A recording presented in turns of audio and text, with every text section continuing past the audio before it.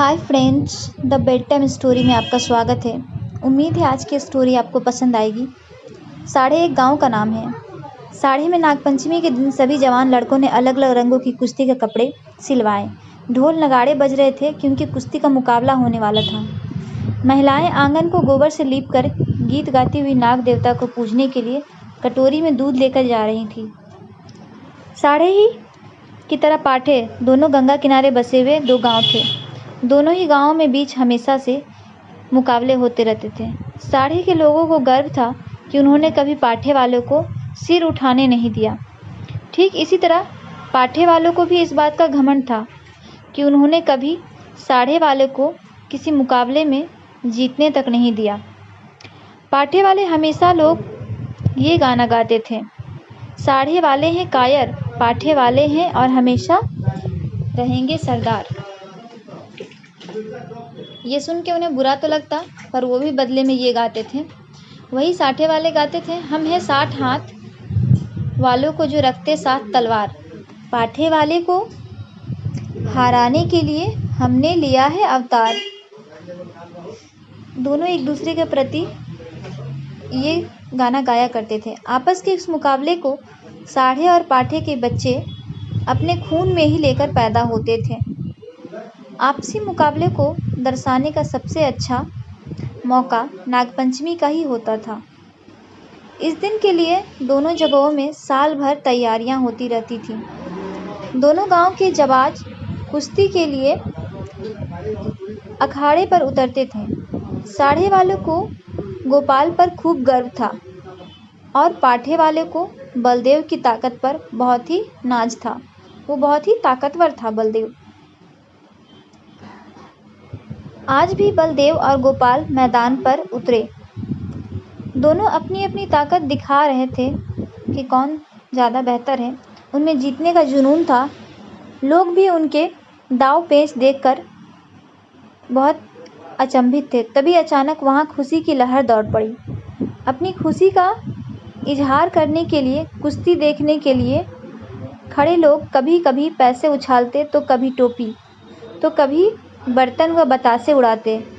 वहाँ मौजूद लोगों ने गोपाल को गोद में उठा लिया और जश्न मनाने लगे। बलदेव और उसके जीतने की आस रखने वाले लोग मन ही मन निराश हो रहे थे।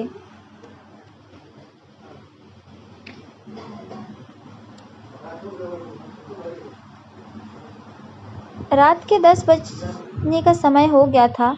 हल्की बिजली और चमक रही थी। बारिश पड़ रही थी और पूरी तरह अंधेरा था। सिर्फ वहाँ अब मेंढकों की ही आवाज़ें आ रही थी। अंधेरा इतना गहरा था कि साढ़े की झोपड़ियाँ भी नज़र नहीं आ रही थी। गांव से थोड़ी दूर पर खेत था जहाँ फसल लहलहा रहे थे। वहाँ जंगली जानवरों की आवाज़ें ही आती थी। इसके अलावा कोई दूसरी आवाज़ नहीं आती थी तो रेंगटे खड़े हो जाते। इस अंधेरे में आग की लपेटें ही सहारा होती थी। उस लहलहाते खेत की रखवाली करने का जिम्मा हर रात को किसी न किसी का होता ही था। अब किसानों का गांव था तो खेती बाड़ी का चिंता तो करना ही पड़ता था। इस रात खेती की देखरेख करने का जिम्मा गोपाल का ही था। आज गोपाल की बारी थी कि वो खेत की देखरेख करे। चारों तरफ काली अंधेरी रात थी। वो खेतों के आसपास ही था, लेकिन नींद बहुत तेज आ रही थी उसे। वो किसी तरह अपनी नींद को भगाने की कोशिश कर रहा था। इसी कोशिश में कुछ देर बाद गोपाल को हल्की आवाज़ में गाने की लगी। तभी गोपाल के पाँव में आहटें सुनाई दी। कान लगाकर गोपाल इन आहटों को सुनने लगा और अब उसकी नींद भी गायब हो गई थी।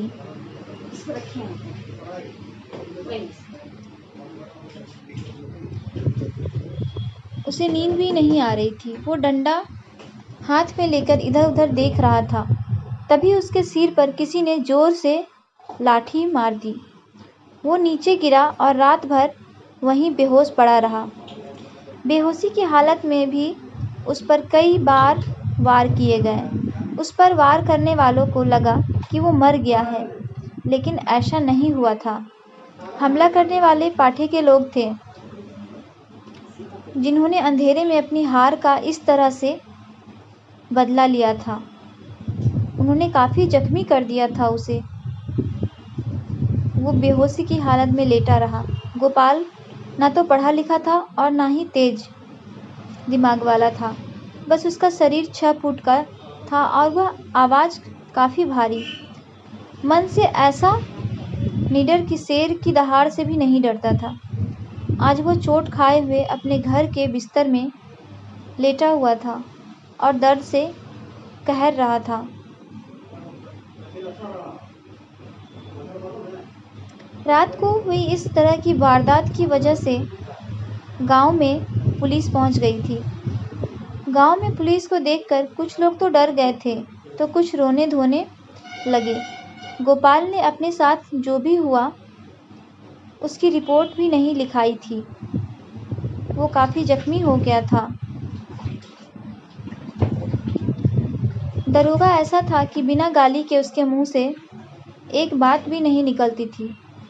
वो मुखिया से सवाल जवाब करने लगा और सवालों की लाइनें लगा दिया। मुखिया ने दरोगा से कहा, मुझे माफ़ कर दीजिए।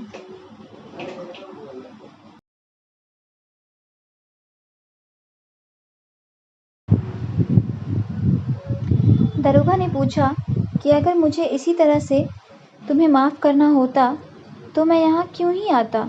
मैं अपने थाने में ही रहता। मैं तुमसे यहाँ पूछताछ करने आया हूँ। मुखिया चुपचाप गोपाल की पत्नी गौरा के पास पहुँचा। उसने कहा कि यह पुलिस वाला काफ़ी बेकार है, पैसों के बिना बात ही नहीं करता था। उसे 50 रुपये चाहिए। मैंने उसे बहुत मनाने की कोशिश की है, लेकिन वो किसी की एक भी नहीं सुनता है। वो अपने ही बात पर हमेशा अड़े रहता है। गौरा ने मुखिया से कहा, पैसे की क्या बात है, बस हमारे पति की जान बच जाए। जान से बढ़कर और कुछ नहीं होता। आज के लिए ही तो कमाया था हमने, आखिर उन्हें दे देते हैं पैसे।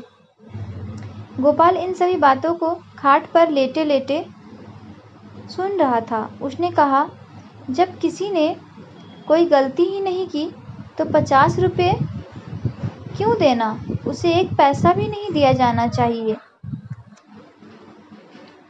हम दरोगा को पैसा नहीं देंगे। क्यों देंगे पैसा? ये बात सुनकर मुखिया का चेहरा पीला पड़ जाता है। वो बोले, धीरे कहो इन बातों को। अगर दरोगा ने सुन लिया तो परेशानी बढ़ जाएगी और बात बिगड़ सकती है।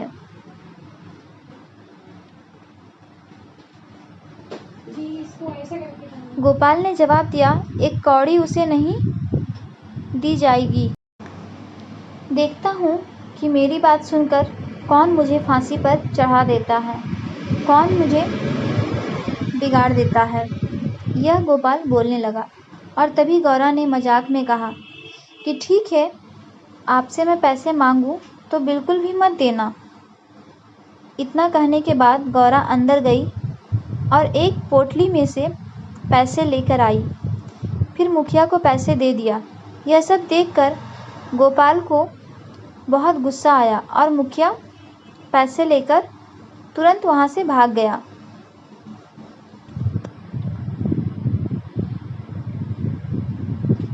मुखिया पैसे लेकर बाहर आया। दरोगा भी वहीं मौजूद था। उसने गोपाल की बातें सुन ली। उसके मन में हो रहा था कि गोपाल पैसे दे। अब 50 रुपये बाहर आते आते 25 हो गए थे। मुखिया ने 25 रुपये दरोगा को दिए और चला गया। मुखिया ने गोपाल को शुक्रिया कहा। पूरे गांव वालों के सामने मुसीबत टालने का सहरा मुखिया ने अपने सिर पर लिया और उसकी प्रतिष्ठा और भी बढ़ गई। इधर गोपाल ने गौरा पर बहुत गुस्सा किया। वो बोला, तुम्हें पैसों देने की क्या ज़रूरत थी? तुमने क्यों पैसा दे दिया? अब गांव में सत्यनारायण की कथा हुई। देवी देवताओं की पूजा अर्चना होने लगी। आखिर गांव से मुसीबत जो टल गई थी। पुलिस को देखकर गांव के काफी लोग बहुत सहम से और डर से गए थे।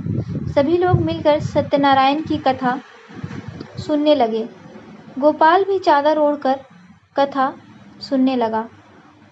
वहां गांव के कई प्रतिष्ठित लोग भी मौजूद थे। पटवारी ने गोपाल से कहा कि सत्यनारायण की वजह से ही तुम पर किसी तरह की आंच नहीं आई है। गोपाल ने अंगड़ाई लेते हुए कहा कि सत्यनारायण की महिमा का तो नहीं पता, लेकिन यह अंधेर जरूर है। कहानी से सीख है, मुसीबत पड़ने पर दिमाग से काम लेना चाहिए, यूं ही किसी भी भरोसा नहीं करना चाहिए। स्टोरी अच्छी लगी हो तो लाइक एंड सब्सक्राइब करें। धन्यवाद।